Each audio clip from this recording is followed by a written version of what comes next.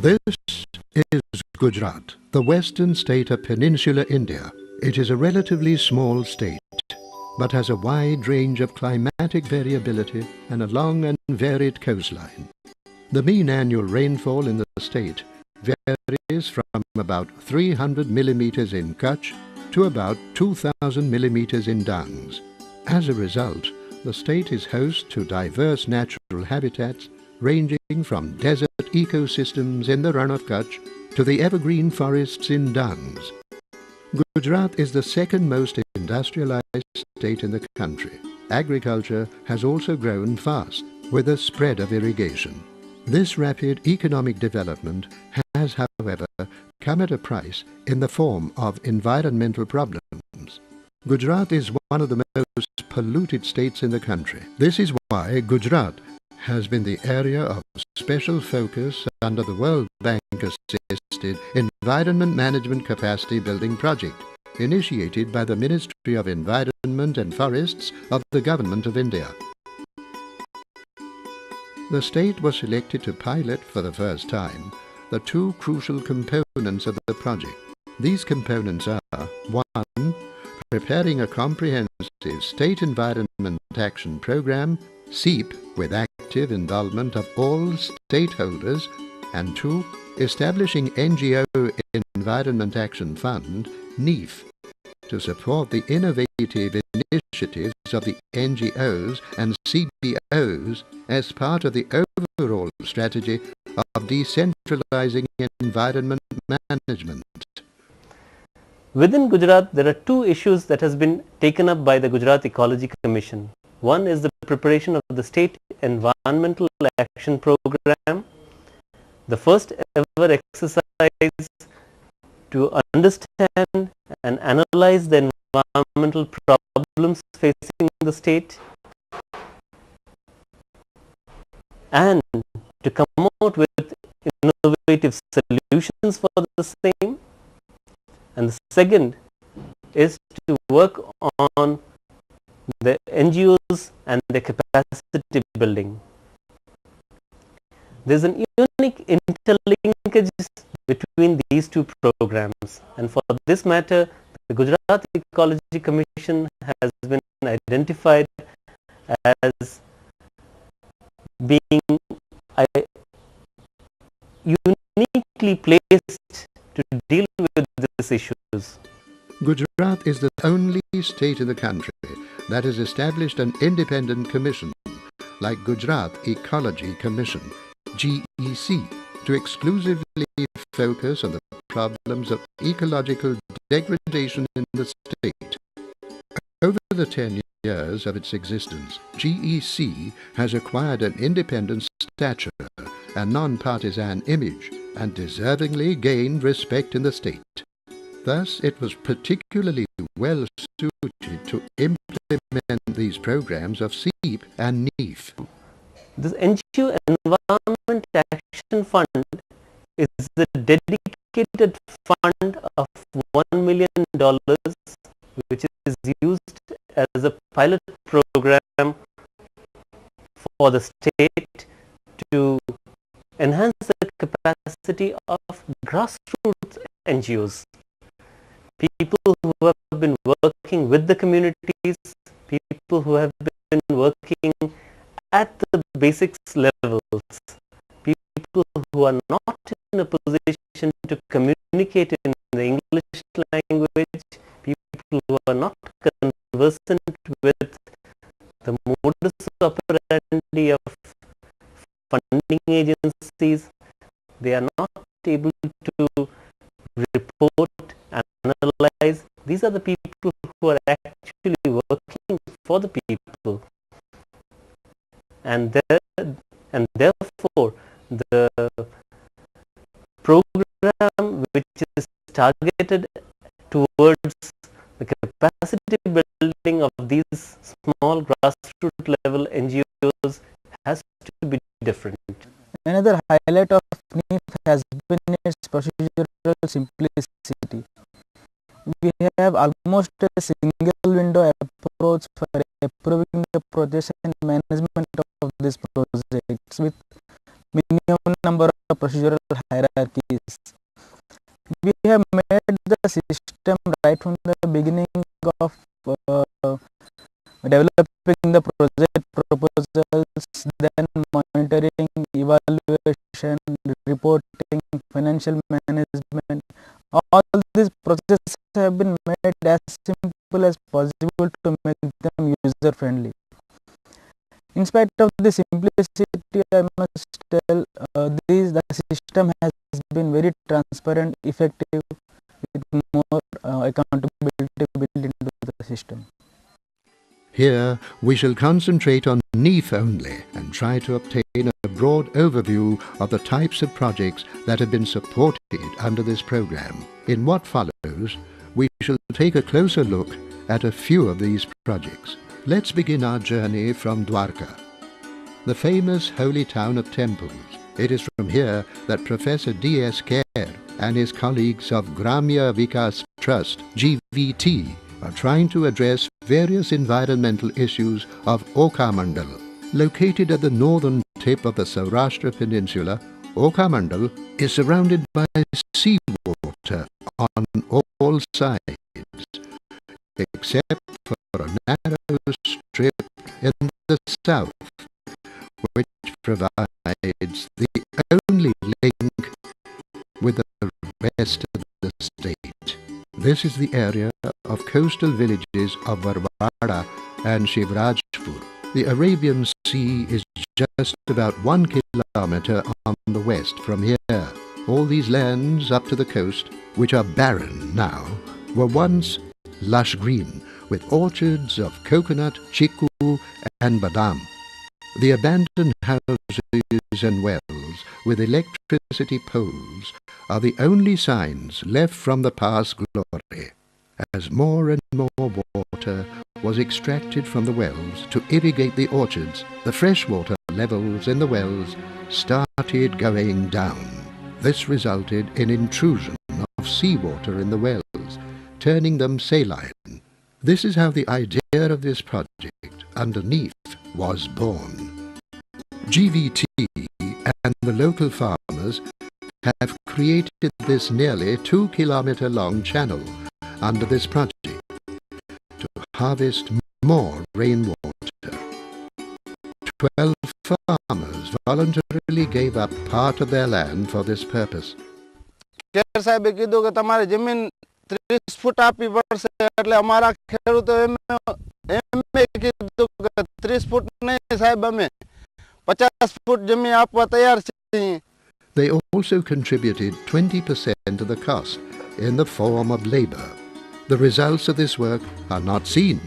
There has been no rain in this area since the work was completed. But the farmers are confident that the project is definitely going to help in regenerating these lands. So much so that the farmers whose lands are situated away from the coast and are not yet affected by salinity intrusion are already clamoring for a similar channel on their lands. કમનસીબી છે કે ગત વર્ષે હજુ પણ અહીંયા વરસાદ થયો નહીં.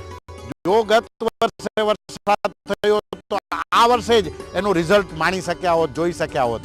પણ આશા છે કે જ્યારે પણ વરસાદ થશે ત્યારે આનો ફાયદો જે છોડીને ગયા છે એને થશે. પણ જે લોકો અત્યારે હજી આ ચેનલને આધારે અહીંયા ટકી રહ્યા છે, જે રાહ જોઈને બેઠા છે કે જો આ ચેનલને અંદર પાણી ઉતરે તો અમે ફરીથી પાછું ખેતી કરી શકશું, એવી અમને આશા છે. From Dwarka, we now move on to Drangadra in Surendranagar district. This is about 6 kilometers south of the little run of Kutch. Sri Gautam Gadia and his colleagues of Gyandeep Education Trust are working in this area. One of the problems of the area is the spread of salinity and desert grass, locally known as dund, that is spreading fast in these lands. This grass has no nutritive value and is also making the soils more saline and unproductive.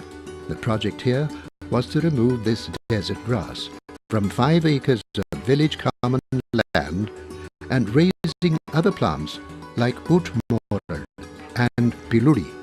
This has been successfully done as seen from surviving plantations of Piluri and Utmorar.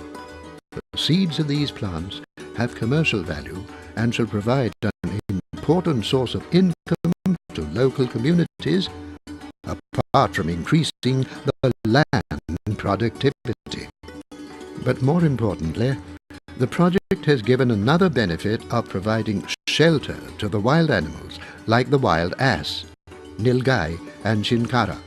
The little run of Kutch is the habitat of the wild ass, which is found only in this area. Increased vegetation and availability of water in the newly created pond here has provided much needed shelter to these wild animals, protecting them from human interference. Earlier, there were hardly 1 or 2 wild asses seen in this area, and now there are hordes of them, also of nilgais and chinkaras. This is Sidhpur Taluka in the Mehsana district of North Gujarat. This is the area where farmers depend almost exclusively on groundwater for irrigation. This has led to the increase in levels of fluoride and other salts in the water. The same water with high fluoride content is also used for drinking purposes. This has resulted in the high incidence of the crippling disease of fluorosis in this area. This is where Biplop Ketan Paul and his co-workers from Lok Vikas stepped in. But the issue is how you are taking off a very critical issue which is very much relevant at the grassroots. How you are tackling that issue at the technical level, how you are appropriating the technology at the grassroots level, and then how you are facilitating the community towards this grassroots appropriation of the technology. They decided to try out the viability and effectiveness of Nalgonda method of adding alum to reduce the fluoride levels from the drinking water at the household level. Lok Vikas selected 3 different villages to try out this method in actual practice for 1 year. They held hamlet-level meetings of women, demonstrated the use of the method and made necessary arrangements for the supply of alum powder. As this was the trial period, the powder was supplied free of cost to the village by Lok Vikas, but the village committee charged a token amount from the families. Awareness campaigns were also mounted in the local schools to involve the students in spreading the message and monitoring water quality. As the families started adopting this method, there were some dramatic results, as many persons who were previously not able to walk started walking and felt much better. પોસ મહિનો 6 મહિનો જો 100 મહિના બીધો પછી થોડા મને ફેર લાગ્યો પછી એ ફેર લાગ્યો ને એટલે પછી મને એમ કે હું ચાલુ જ રહીશ 6 મહિના સુધી ખાસા ફેર પડી ગયો. Even if we tried for 3 villages, now it is nearly 15 villages, they are coming up to us directly, even though there is no advertisement in the say or no direct attention to other villages. Second, people are concerned about the water quality. What you find in the village meeting just few minutes back, they were seriously telling about the erosion of the teeth and problem of the knee joint and everything. So there is the awareness level is very high. And the last most important part is that now they are convinced that there is a right of proper water quality for them and they can fight for it. And for that fighting they need facilitation and they will do it by themselves. Kavant. From Sidhpur, Mehsana, now we move to village Rajavat in the Kavant Taluka of Vadodara district. This is part of the eastern hilly belt of Gujarat. The population is overwhelmingly tribal, with Ratwas dominating in this part. The main problem here, as in the whole of the eastern hilly belt, is of severe soil erosion, resulting from hilly terrain and deforestation. It is here that the solution tried out by Pratima Ben of Kudrati Resource Management Foundation in Rajavat shows a new path. Instead of doing intensive work on a smaller area, they decided to give primary treatment to the large area at low cost. A simple method of gully plugging by creating such walls of loose stones was adopted and implemented in fields of the village. The farmers themselves did the work and were given only 50% of their labour cost. As a result of these walls, the intensity of the moving rainwater was checked and more water started seeping into the groundwater. Moreover, fertile topsoil brought from the hilltops started depositing on the agricultural fields, tremendously increasing their productivity. The wells and hand pumps, which previously became dry in the summer months, started retaining water for the whole year. The tribal farmers of the area are so enthused by this experience that farmers of all the surrounding villages are clamouring for similar programs, and Pratimaben has already expanded the program in nearby 4 villages. Gujarat Ecology Commission દ્વારા મળતી નીપ સંસ્થા દ્વારા અમને રાજાવાટનો ગલી plug એટલે પાડા બંધનો programme મળ્યો.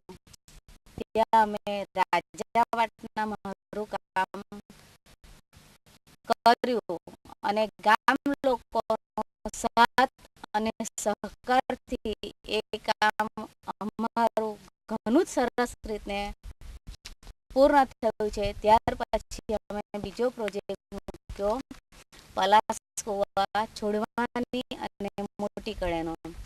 ત્યાં પણ ખેડૂતો અને સમજાવી ખૂબ જ મુશ્કેલી પડી છે સમજાવતા અમને, છતાં સમજાવટ અને ગામ લોકોના સાથ અને સહકારથી અમે અમારો ગલી પ્લગ પાડાબંધીનો કાર્યક્રમ પૂર્ણ કરેલ છે. Based on the lessons learned from Rajavat, SEEP has recommended a special low-cost slope stabilization program for the entire eastern hilly tract. Ankleshwar. From the problems of salinity and soil erosion, let us now look at a project trying to deal with the problem of industrial pollution.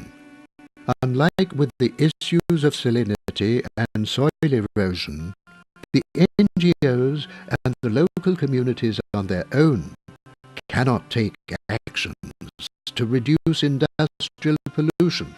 One of these cities is Ankleshwar, one of the most successful industrial hubs of Gujarat. What the NGOs and local communities can do is to correctly identify and highlight the concrete issues of pollution, make effective representations to the appropriate government agencies and industries, to take remedial measures, and then cooperate in implementation of the mutually agreed solutions. This is what Sri Ashok Rathi and his colleagues of the Centre for Environment, Science and Communities, CESCOM, have successfully done with NEEF assistance to protect the Narmada Estuary district from industrial effluents from the industrial estates of Ankleshwar, Panoli, Jhagadia and Vilayat.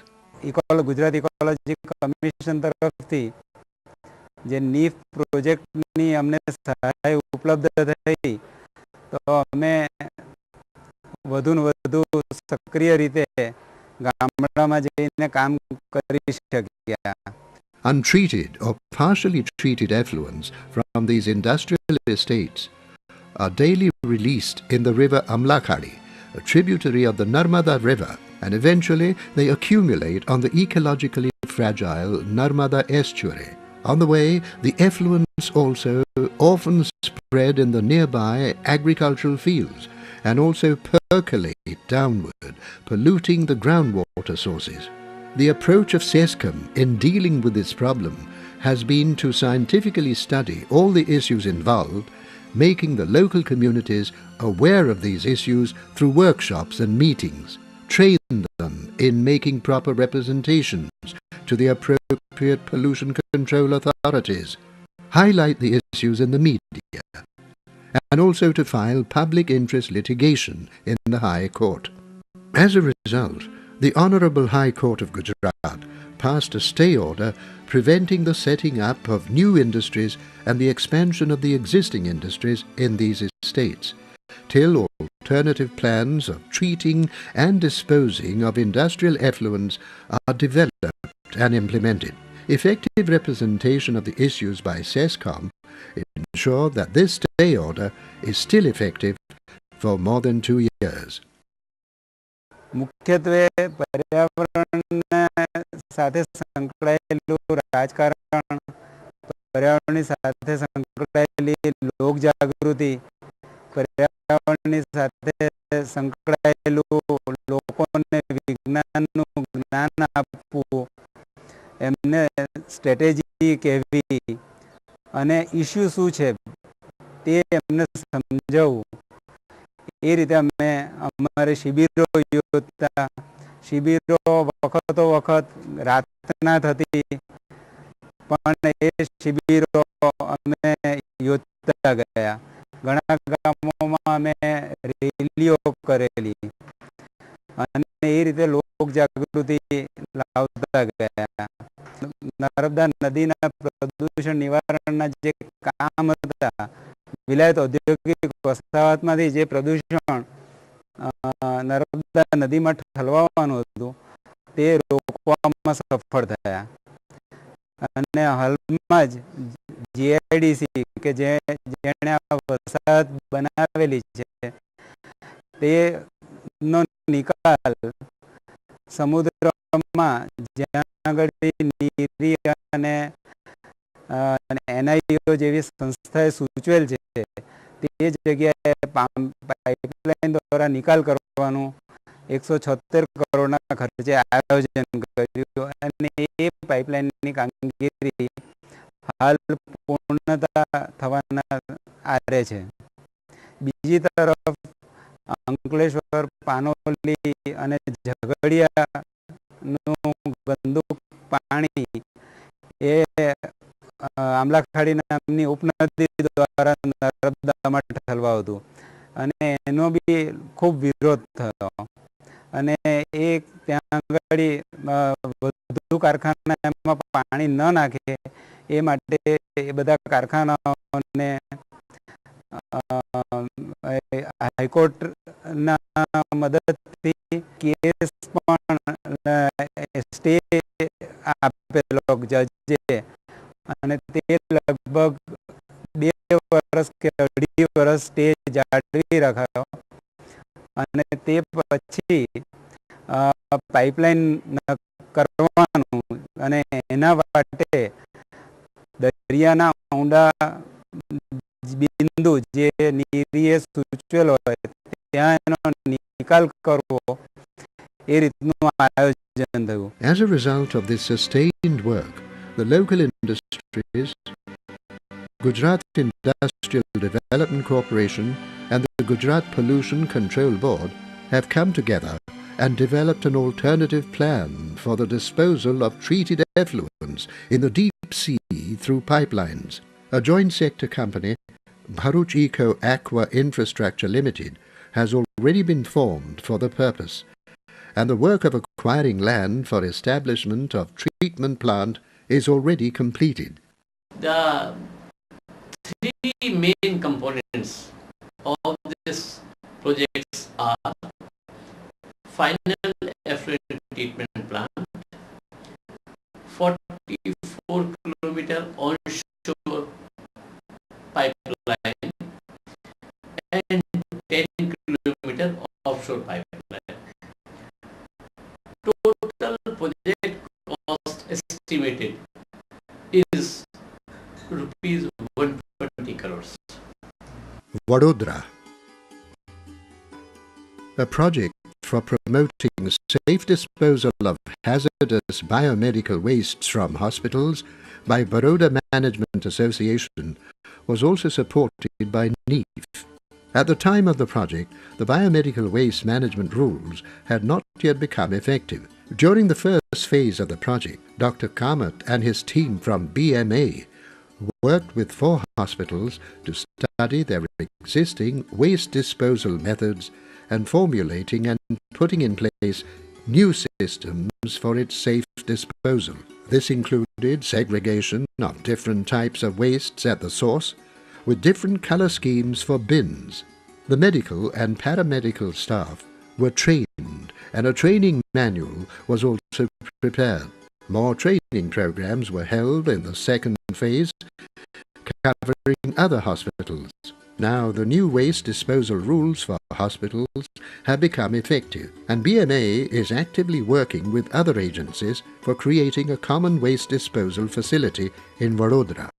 The basic outputs of this entire GEC BMA project has been fourfold. Number one, we have been practically be able to turn every hospital of Vadodara in the area of biomedical waste management. Number two, we did a very big national level conference in 29 February through the platform of BMA, in which we are able to get 4 US-based experts to talk about their experience about biomedical waste. Number third benefit was all the class 4 employees and nursing staff of the hospitals of Vadodara were trained in this area of biomedical waste.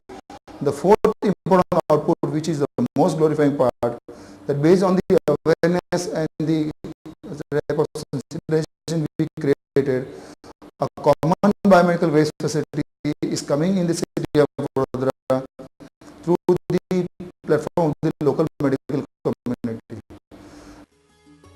These examples give a broad idea of the types of projects that have been supported by NEEF and also the lessons learned from them.